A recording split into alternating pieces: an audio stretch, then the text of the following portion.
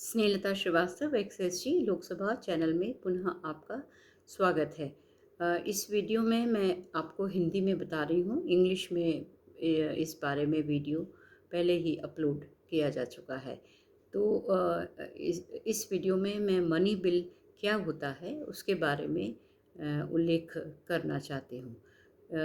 तो money bill एक बहुत महत्वपूर्ण बिल है और जिसकी प्रक्रिया, जैसा कि मैंने अपनी प्रीवियस वीडियो में बताया, वो फ़र्क होती है बाकी बिलों के पास होने की प्रक्रिया से।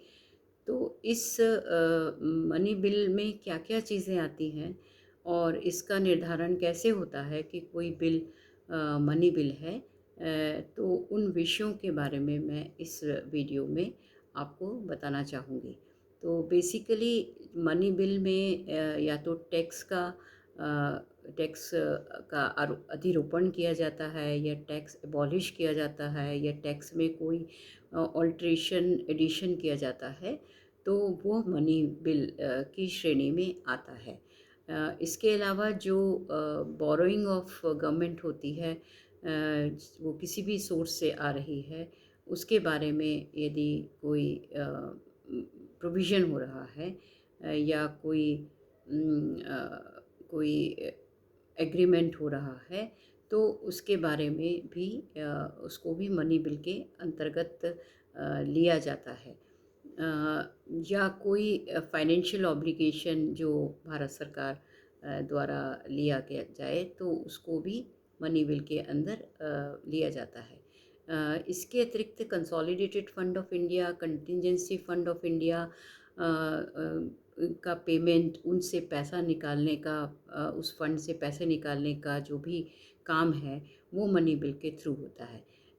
इसके अलावा एप्रोप्रिएशन, अगर कंसोलिडेटेड फंड ऑफ इंडिया में किसी एक मद से दूसरे मद में किया जाता है, तो उसको भी मनी बिल के अंतर्गत लिया जाता है। कोई भी एक्सपेंडिचर यदि उसको हम कंसोलिडेटेड फंड में चार्ज करते हैं, या कोई एक्सपेंडिचर में बढ़त होती है, वृद्धि की जाती है, तो वो मनी बिल में आता है।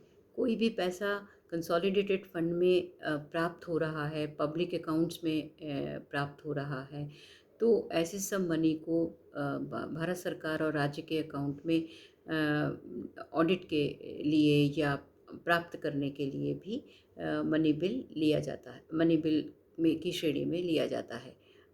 इसके अलावा कोई ऐसा मैटर अम, जो मैंने अभी तक के जो विषय बताए हैं, उनसे उद्भूत होता हो, तो वो भी मनी बिल में आता है। कोई भी बिल इसलिए मनी बिल नहीं मान लिया जाता कि यदि कोई छोटे-मोटे पेनल्टी है या फ़ाइन इम्पोज़ किया जा रहा है, या कोई फ़ीस या लाइसेंस फ़ीस ली जा रही है किसी सर्विस के लिए, तो उसके लिए फिर उसको हम मनी बिल के अंतर्गत नहीं लेते हैं।